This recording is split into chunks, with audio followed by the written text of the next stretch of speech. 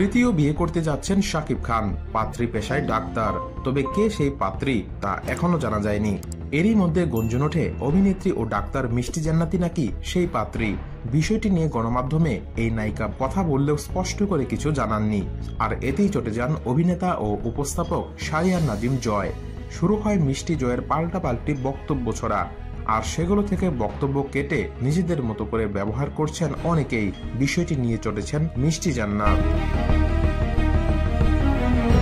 শনিবার বিকেলে এক ফেসবুক স্ট্যাটাসে তিনি লিখেছেন, আপনারা যারা বলছেন শাকিব খান আপনাদের কাছের মানুষ আর তার জন্য আমাকে উল্টাপাল্টা বলছেন, বলার কারণ হচ্ছে কিছু কিছু পোর্টাল এমন শিরোনাম দিচ্ছে যাতে করে আমার আর শাকিব এবং শাকিবিয়ানদের ভেতর ঝামেলা লাগে, আর ঝামেলা লেগে গেছে অলরেডি।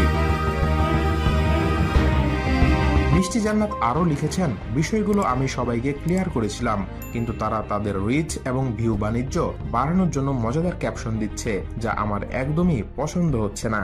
কাউকে অসম্মান করে আমি কখনোই কথা বলি না, যেটা এত বছর দেখেছেন।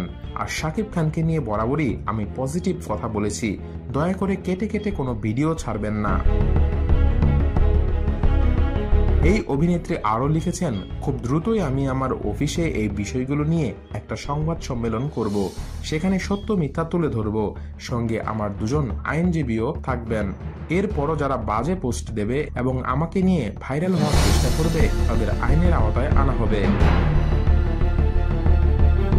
প্রসঙ্গত 2014 সালে লাভ স্টেশন সিনেমার মাধ্যমে রূপালী পর্দায় ক্যারিয়ার শুরু করেন মিষ্টি জান্নাত।